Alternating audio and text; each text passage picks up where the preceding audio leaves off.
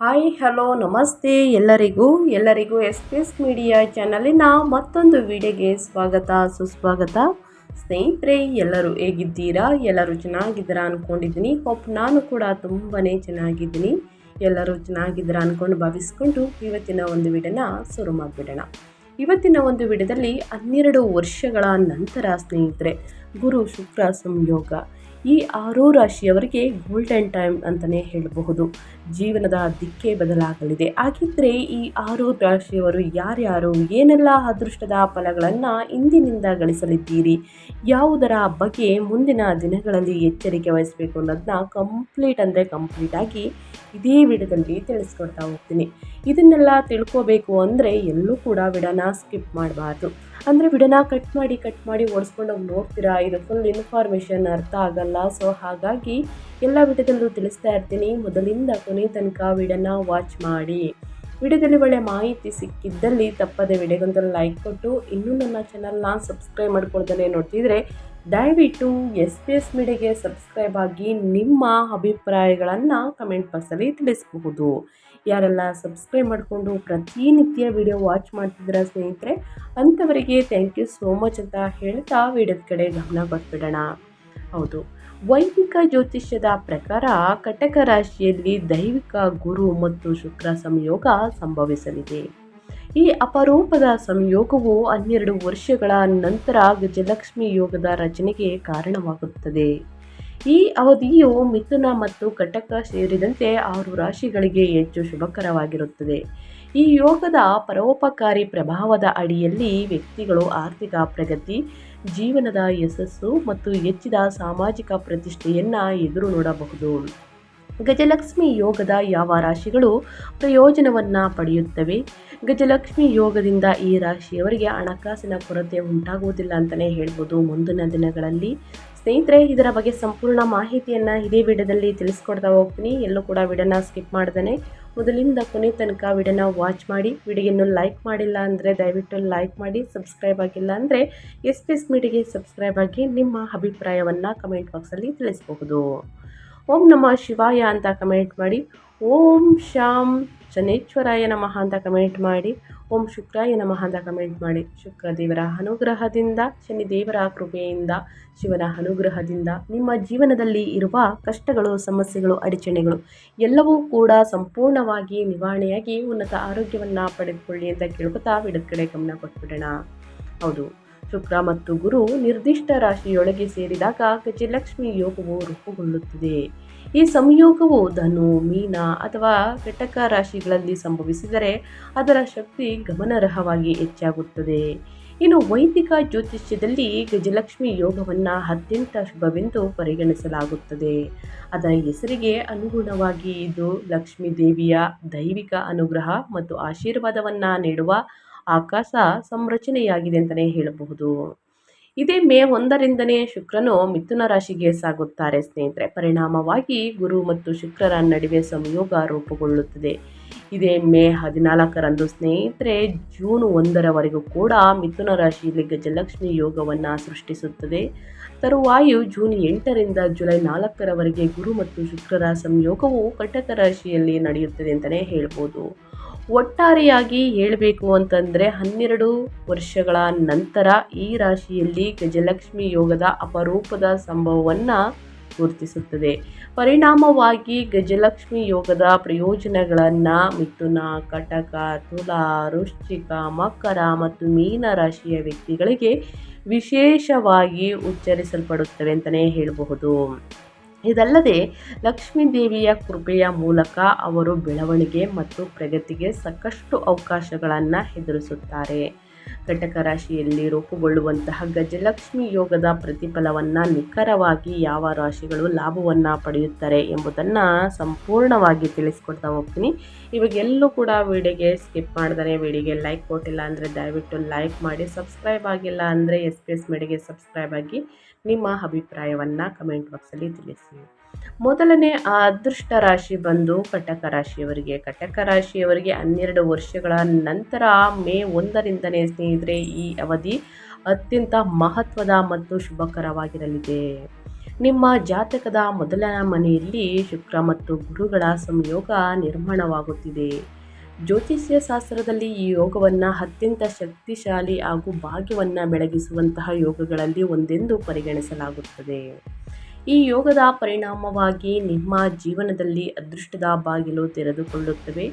ಬಹುಕಾಲದಿಂದ ನಿಂತಿದ್ದ ಕೆಲಸಗಳು ಸುಗಮವಾಗಿ ಪೂರ್ಣಗೊಳ್ಳುತ್ತಿದೆ ಅಂತಲೇ ಹೇಳಬಹುದು ಮತ್ತು ಹಠಾತ್ ಹಣಕಾಸಿನ ಲಾಭಗಳು ನಿಮ್ಮನ್ನು ಆಶ್ಚರ್ಯಗೊಳಿಸಬಹುದು. ಆರೋಗ್ಯದ ದೃಷ್ಟಿಯಿಂದಲೂ ಇದು ಒಳ್ಳೆಯ ಸಮಯವಾಗಿದ್ದು ನಿಮ್ಮ ರೋಗ ನಿರೋಧಕ ಶಕ್ತಿ ಹೆಚ್ಚಾಗಿ ಒಟ್ಟಾರೆ ಆರೋಗ್ಯದಲ್ಲಿ ಸ್ಪಷ್ಟ ಸುಧಾರಣೆ ಕಂಡುಬರುತ್ತದೆ. ಜೊತೆಗೆ ನಿಮ್ಮ ಆತ್ಮವಿಶ್ವಾಸವು ಹೆಚ್ಚಾಗಿ ನೀವು ಕೈಗೊಳ್ಳುವ ಪ್ರತಿಯೊಂದು ಕಾರ್ಯದಲ್ಲೂ ಕೂಡ ದೃಢತೆ ಮತ್ತು ಉತ್ಸಾಹ ಕಾಣಿಸಿಕೊಳ್ಳುತ್ತದೆ ಅಂತಲೇ ಹೇಳಬಹುದು. ಇದರ ಜೊತೆಗೆ ಈ ರಾಶಿಯವರಿಗೆ ಸ್ನೇಹಿತರೆ, ಗುರು ಶುಕ್ರರ ಸಂಯೋಗದಿಂದ ಗಜಲಕ್ಷ್ಮಿ ಯೋಗವು ರೂಪುಗೊಳ್ಳುತ್ತಿರುವುದರಿಂದ ಈ ಯೋಗವು ವೈವಾಹಿಕ ಜೀವನ ಮತ್ತು ಪಾಲುದಾರಿಕೆಯಲ್ಲಿ ಉತ್ತಮ ಫಲಿತಾಂಶಗಳನ್ನು ನೀಡುತ್ತದೆ. ಈ ಅವಧಿಯಲ್ಲಿ ನಿಮ್ಮ ಸಂಗಾತಿಯ ಸಂಪೂರ್ಣ ಬೆಂಬಲ ದೊರೆಯುತ್ತದೆ ಮತ್ತು ನಿಮ್ಮಿಬ್ಬರ ನಡುವಿನ ಬಾಂಧವ್ಯವು ಮತ್ತಷ್ಟು ಗಾಢವಾಗುತ್ತದೆ. ವ್ಯವಹಾರ ಪಾಲುದಾರಿಕೆಯಲ್ಲಿ ಮಾಡಿದ ಪ್ರಯತ್ನಗಳು ಉತ್ತಮ ಫಲವನ್ನು ನೀಡುತ್ತವೆ.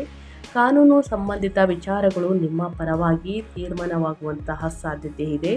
ಒಟ್ಟಾರೆ ಸಂಬಂಧಗಳು ಮತ್ತು ಸಹಭಾಗಿತ್ವದಿಂದ ನಿಮ್ಮ ಜೀವನದಲ್ಲಿ ಸ್ಥಿರತೆ ಮತ್ತು ಬೆಳವಣಿಗೆ ಕಂಡುಬರಲಿದೆ ಅಂತಲೇ ಹೇಳಬಹುದು. ಏನೆಲ್ಲ ಬದಲಾವಣೆಯನ್ನು ನೋಡಲಿದ್ದೀರಿ ಅಂತ ಒಟ್ಟಾರೆಯಾಗಿ ತಿಳಿಸ್ಕೊಟ್ಟಿದ್ದೀನಿ ಸ್ನೇಹಿತರೆ. ಇನ್ನು ಮುಂದಿನ ರಾಶಿಯವರ ಬಗ್ಗೆ ಹೇಳೋದಾದರೆ ಮಿಥುನ ರಾಶಿಯವರಿಗೆ 12 ವರ್ಷಗಳ ನಂತರ ಈ ಶುಭ ಯೋಗದಿಂದ ಏನೆಲ್ಲ ಅದೃಷ್ಟದ ಫಲಗಳನ್ನು ಗಳಿಸಲಿದ್ದೀರಿ, ಯಾವುದರ ಬಗ್ಗೆ ಎಚ್ಚರಿಕೆ ವಹಿಸಬೇಕು ಅಂದರೆ, ಮಿಥುನ ರಾಶಿಯವರಿಗೆ ಗಜಲಕ್ಷ್ಮಿ ಯೋಗವು 2ನೇ ಭಾವದಲ್ಲಿ ರೂಪುಗೊಳ್ಳುವುದರಿಂದ ಆರ್ಥಿಕ ಸ್ಥಿತಿ ಬಹಳವಾಗಿ ಸುಧಾರಿಸುತ್ತದೆ. ಈ ಭಾವವು ಸಂಪತ್ತು, ಕುಟುಂಬ ಮತ್ತು ಮಾತಿನ ಶಕ್ತಿಯನ್ನು ಸೂಚಿಸುವುದರಿಂದ ಈ ಅವಧಿಯಲ್ಲಿ ನಿಮಗೆ ಸ್ನೇಹಿತರೆ ಹಠಾತ್ ಹಣಕಾಸಿನ ಲಾಭಗಳು ಸಂಭವಿಸುತ್ತವೆ ಮತ್ತು ಹೊಸ ಆದಾಯದ ಮೂಲಗಳು ತೆರೆದುಕೊಳ್ಳುತ್ತವೆ. ನಿಮ್ಮ ಮಾತಿನ ಕೌಶಲ್ಯಗಳು ಹೆಚ್ಚಾಗಿ ನೀವು ಮಾಡುವ ಪ್ರತಿಯೊಂದು ಮಾತು ಇತರರನ್ನು ಆಕರ್ಷಿಸುತ್ತದೆ ಮತ್ತು ನಿಮಗೆ ಯಶಸ್ಸನ್ನು ತರುತ್ತದೆ. ವ್ಯವಹಾರ ಮತ್ತು ಉದ್ಯಮಗಳಲ್ಲಿ ಗಮನಾರ್ಹ ಲಾಭಗಳ ಸಾಧ್ಯತೆ ಇದೆ. ಕುಟುಂಬದಲ್ಲಿ ಶುಭ ಕಾರ್ಯಗಳು ನಡೆಯುವಂತಹ ಸಾಧ್ಯತೆ ಇದೆ. ಯಾವುದೇ ವ್ಯಾಪಾರ ವ್ಯವಹಾರದಲ್ಲಿ ಇದ್ದ ಅಡೆತಡೆಗಳು ಸಂಪೂರ್ಣವಾಗಿ ನಿವಾರಣೆಯಾಗಲಿದೆ ಅಂತಲೇ ಹೇಳಬಹುದು. ಹಿರಿಯ ಅಧಿಕಾರಿಗಳ ಬೆಂಬಲದಿಂದ ವೃತ್ತಿ ಜೀವನದಲ್ಲಿ ಉತ್ತಮ ಪ್ರಗತಿ ಕಂಡುಬರುತ್ತದೆ. ಒಟ್ಟಾರೆಯಾಗಿ ಹೇಳಬೇಕು ಅಂದರೆ ಸ್ನೇಹಿತರೆ, ಮಿಥುನ ರಾಶಿಯವರಿಗೆ ಈ ಸಮಯ ಉತ್ತಮ ಸಮಯ ಅಂತಲೇ ಹೇಳ್ಬೋದು. ಭಯಂಕರ ಅದೃಷ್ಟವನ್ನು ನೋಡಲಿದ್ದೀರಿ. ಹಣಕಾಸಿನಲ್ಲೂ ಕೂಡ ಯಾವುದೇ ಪ್ರಾಬ್ಲಮ್ ಎದುರಾಗುವುದಿಲ್ಲ ಸ್ನೇಹಿತರೆ. ಕೊನೆಯಲ್ಲಿ 1-2 ಪರಿಹಾರವನ್ನು ತಿಳಿಸ್ಕೊಡ್ತೀನಿ. ಅದನ್ನು ಅನುಸರಿಸುವುದರಿಂದ ಇದ್ದ ಕಷ್ಟಗಳು, ಸಮಸ್ಯೆಗಳು ಸಂಪೂರ್ಣವಾಗಿ ನಿವಾರಣೆಯಾಗಲಿದೆ. ಇನ್ನು ಮುಂದಿನ ರಾಶಿಯವರ ಬಗ್ಗೆ ಹೇಳೋದಾದರೆ ತುಲಾರಾಶಿಯವರು ಕೂಡ ಏನೆಲ್ಲ ಅದೃಷ್ಟದ ಫಲಗಳನ್ನು ಗಳಿಸಲಿದ್ದೀರಿ, ಯಾವುದರ ಬಗ್ಗೆ ಎಚ್ಚರಿಕೆ ವಹಿಸಬೇಕು ಅನ್ನೋದನ್ನ ನೋಡ್ತಾ ಹೋಗೋಣ. ತುಲಾರಾಶಿಯವರಿಗೆ 12 ವರ್ಷಗಳ ನಂತರ ಸ್ನೇಹಿತರೆ ಗಜಲಕ್ಷ್ಮಿ ಯೋಗವು ದಶಮ ಭಾವದಲ್ಲಿ ರೂಪುಗೊಳ್ಳುವುದರಿಂದ ವೃತ್ತಿ ಮತ್ತು ವ್ಯವಹಾರ ಕ್ಷೇತ್ರದಲ್ಲಿ ವಿಶೇಷ ಯಶಸ್ಸನ್ನು ದೊರೆಯಲಿದೆ. ದಶಮ ಭಾವವು ಜೀವನದಲ್ಲಿ ಸ್ಥಾನಮಾನ, ಉದ್ಯೋಗ ಮತ್ತು ಖ್ಯಾತಿಯನ್ನು ಸೂಚಿಸುವುದರಿಂದ ಈ ಯೋಗದ ಪ್ರಭಾವದಿಂದ ನಿಮ್ಮ ವೃತ್ತಿ ಜೀವನದಲ್ಲಿ ದೊಡ್ಡ ಮಟ್ಟದ ಪ್ರಗತಿ ಸಾಧ್ಯವಾಗುತ್ತದೆ. ನೀವು ಮಾಡುತ್ತಿರುವಂತಹ ಪರಿಶ್ರಮಕ್ಕೆ ತಕ್ಕ ಫಲ ಸಿಗುತ್ತದೆ ಮತ್ತು ಮೇಲ್ದರ್ಜೆಯ ಹುದ್ದೆ ಅಥವಾ ಗೌರವವನ್ನು ಪಡೆಯುವ ಅವಕಾಶಗಳು ಹೆಚ್ಚಾಗುತ್ತವೆ. ನಿಮ್ಮ ಸಾಮಾಜಿಕ ಪ್ರತಿಷ್ಠೆ ಮತ್ತು ಇಮೇಜ್ ಬಲವಾಗಿರುತ್ತವೆ. ಜೊತೆಗೆ ನಾಯಕತ್ವದ ಜವಾಬ್ದಾರಿಗಳನ್ನು ಹೊರುವಂತಹ ಅವಕಾಶವೂ ದೊರೆಯಬಹುದು. ಉದ್ಯಮಿಗಳಿಗೂ ಈ ಸಮಯದಲ್ಲಿ ಉತ್ತಮ ವೃದ್ಧಿ ಕಂಡುಬರುತ್ತದೆ. ತುಲಾರಾಶಿಯ ವಿದ್ಯಾರ್ಥಿಗಳು ಉತ್ತಮ ಫಲಿತಾಂಶವನ್ನು ಗಳಿಸಲಿದ್ದೀರಿ ಅಂತಲೇ ಹೇಳ್ಬೋದು. ಸಾಮಾನ್ಯ ವಿದ್ಯಾರ್ಥಿಗಳು ಕಷ್ಟಪಟ್ಟು ಅಧ್ಯಯನದ ಕಡೆ ಗಮನ ಕೊಟ್ಟಿದ್ದೀರಾ ಸ್ನೇಹಿತರೆ, ಆ ಅದೃಷ್ಟದ ಫಲವನ್ನು ಸ್ವಲ್ಪ ದಿನಗಳಲ್ಲೇ ನೋಡಲಿದ್ದೀರಿ ಅಂತಲೇ ಹೇಳಬಹುದು. ಒಟ್ಟಾರೆಯಾಗಿ ಹೇಳಬೇಕು ಅಂದರೆ ಮುಂದಿನ ಭವಿಷ್ಯ ಕೂಡ ಉಜ್ವಲವಾಗಿರಲಿದೆ ಸ್ನೇಹಿತರೆ. ಕಷ್ಟಪಡಿ, ಮುಂದಿನ ಅದೃಷ್ಟದ ಫಲ ನಿಮ್ಮದೇ ಅಂತ ಹೇಳ್ತಾ ತುಲಾರಾಶಿಯ ವಿದ್ಯಾರ್ಥಿಗಳಿಗೆ ಇನ್ನು ಮುಂದಿನದಾಗಿ ಹೇಳೋದಾದರೆ ಮೀನರಾಶಿಯವರು ಏನೆಲ್ಲ ಅದೃಷ್ಟದ ಫಲಗಳನ್ನು ಗಳಿಸಲಿದ್ದೀರಿ, ಯಾವುದರ ಬಗ್ಗೆ ಮೀನರಾಶಿಯವರು ಎಚ್ಚರಿಕೆ ವಹಿಸಬೇಕು ಅನ್ನೋದನ್ನ ನೋಡ್ತಾ ಹೋಗೋಣ. ಮೀನರಾಶಿಯವರಿಗೆ 12 ವರ್ಷಗಳ ನಂತರ ಗುರು ಶುಕ್ರರ ಸಂಯೋಗದಿಂದ ಗಜಲಕ್ಷ್ಮಿ ರಾಜಯೋಗವು ಅದೃಷ್ಟದ ಫಲಗಳನ್ನು ನೀಡಲಿದೆ. ದೈವಿಕ ಆಶೀರ್ವಾದ ನಿಮ್ಮ ಮೇಲಿರಲಿದೆ ಅಂತಲೇ ಹೇಳಬಹುದು. ವ್ಯಾಪಾರ ವ್ಯವಹಾರದಲ್ಲಿ ಇದ್ದ ಅಡೆತಡೆಗಳು ಸಂಪೂರ್ಣವಾಗಿ ನಿವಾರಣೆಯಾಗಲಿವೆ. ಮೀನರಾಶಿಯವರಿಗೆ ಈ ಗಜಲಕ್ಷ್ಮಿ ಯೋಗವು 5ನೇ ಮನೆಯಲ್ಲಿ ಪರಿಣಾಮ ಬೀರುತ್ತದೆ. ಇದು ಸಂತಾನ, ಶಿಕ್ಷಣ ಮತ್ತು ಪ್ರೀತಿ ಸಂಬಂಧಿತ ವಿಷಯಗಳನ್ನು ಸೂಚಿಸುತ್ತದೆ. ಈ ಅವಧಿಯಲ್ಲಿ ನಿಮ್ಮ ಮಕ್ಕಳ ಬಗ್ಗೆ ಸಂತೋಷದ ಸುದ್ದಿ ಕೇಳುವಂತಹ ಸಾಧ್ಯತೆ ಇದೆ. ವಿದ್ಯಾರ್ಥಿಗಳಿಗೆ ವಿದ್ಯಾಭ್ಯಾಸದಲ್ಲಿ ಉತ್ತಮ ಸಾಧನೆಯನ್ನ ಮಾಡಲಿದ್ದಾರೆ ಸಾಧ್ಯತೆವಾಗುತ್ತದೆ ಅಂತಲೇ ಹೇಳಬಹುದು. ಪ್ರೇಮ ಜೀವನದಲ್ಲಿ ಸಂತೋಷ ಮತ್ತು ಸಮಾಧಾನ ಹೆಚ್ಚಾಗುತ್ತದೆ. ನಿಮ್ಮ ಹಿಂದಿನ ಸತ್ಕಾರ್ಯಗಳು ಫಲ ಈಗ ನಿಮಗೆ ದೊರೆಯುವ ಸಮಯ ಇದು ಅಂತಲೇ ಹೇಳಬಹುದು. ಸೃಜನಾತ್ಮಕ ಕ್ಷೇತ್ರಗಳಲ್ಲಿ ತೊಡಗಿರುವವರಿಗೆ ವಿಶೇಷ ಯಶಸ್ಸು ದೊರೆಯಲಿದೆ. ಹಣಕಾಸಿನ ವಿಚಾರದಲ್ಲೂ ಕೂಡ ಸ್ನೇಹಿತರೆ ಮುಂದಿನ ದಿನಗಳಲ್ಲಿ ಆರ್ಥಿಕ ಅದೃಷ್ಟವನ್ನು ನೋಡಲಿದ್ದೀರಿ ಅಂತಲೇ ಹೇಳ್ಬೋದು. ಹಠಾತ್ ಲಾಭವನ್ನು ಗಳಿಸಲಿದ್ದೀರಿ. ಸೊ ಹಾಗಾಗಿ ಅನಗತ್ಯ ಖರ್ಚುಗಳಿಂದ ದೂರವಿದ್ದು ಮನೆಗೆ ಬೇಕಾಗಿರುವಂತಹ ಗೃಹೋಪಯೋಗಿ ವಸ್ತುಗಳನ್ನು ಖರೀದಿ ಮಾಡೋದಕ್ಕೆ ಮುಂದಾಗಿ ಸ್ನೇಹಿತರೆ.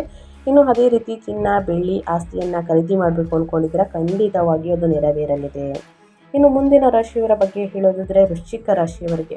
ವೃಶ್ಚಿಕ ರಾಶಿಯವರಿಗೆ 12 ವರ್ಷಗಳ ನಂತರ ವೃಶ್ಚಿಕ ರಾಶಿಯವರಿಗೆ ಗಜಲಕ್ಷ್ಮಿ ಯೋಗವು 9ನೇ ಮನೆಯಲ್ಲಿ ಉಂಟಾಗುವುದರಿಂದ ಅದೃಷ್ಟವು ಸಂಪೂರ್ಣವಾಗಿ ನಿಮ್ಮ ಪರವಾಗಿರುತ್ತದೆ.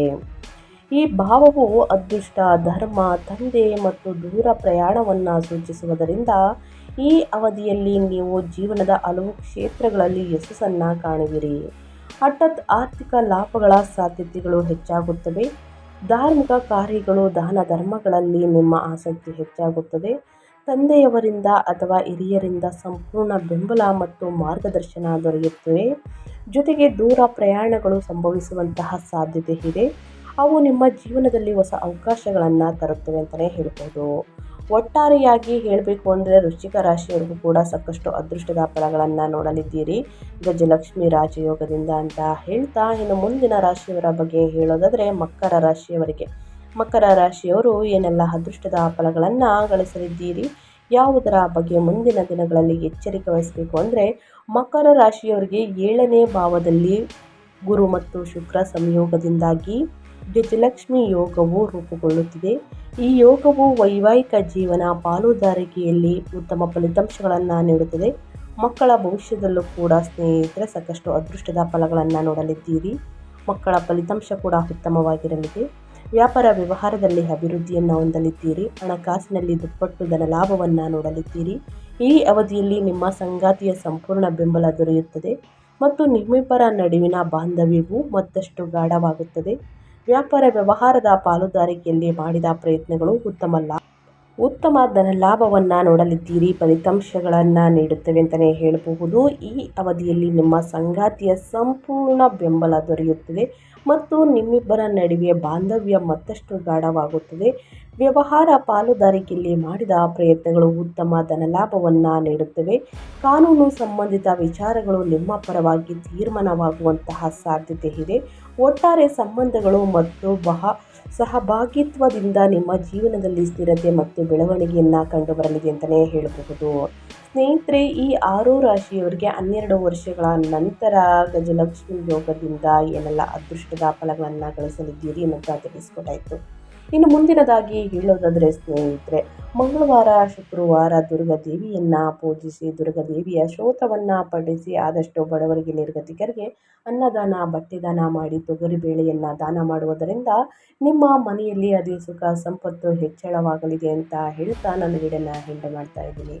ಇವತ್ತಿನ ಒಂದು ವಿಡಿಯೋದಲ್ಲಿ ಸಂಪೂರ್ಣ ಮಾಹಿತಿ ಸಿಕ್ಕಿದ್ದಲ್ಲಿ, ಈ ವಿಡಿಯೋ ಯೂಸ್ಫುಲ್ ಅನಿಸಿದ್ದಲ್ಲಿ ವಿಡಿಯೋಗೆ ಲೈಕ್ ಮಾಡೋದನ್ನ ಮರ್ತಿದ್ರೆ ಲೈಕ್ ಮಾಡಿ, ಸಬ್ಸ್ಕ್ರೈಬ್ ಆಗಿ ನಿಮ್ಮ ಅಭಿಪ್ರಾಯವನ್ನು ಕಮೆಂಟ್ ಬಾಕ್ಸಲ್ಲಿ ತಿಳಿಸಿ ಅಂತ ಹೇಳ್ತಾ, ನಿಮಗೂ ಮತ್ತು ನಿಮ್ಮ ಕುಟುಂಬಕ್ಕೆ ತುಂಬಾ ಒಳ್ಳೆಯದಾಗಲಿ. ಮತ್ತೊಂದು ವಿಡಿಯೋ ಜೊತೆ ಮತ್ತೊಂದು ಹೊಸ ಭವಿಷ್ಯದಲ್ಲಿ ಹೊಸ ಅಪ್ಡೇಟಲ್ಲಿ ಸಿಗ್ತೀನಿ. Thank you for watching.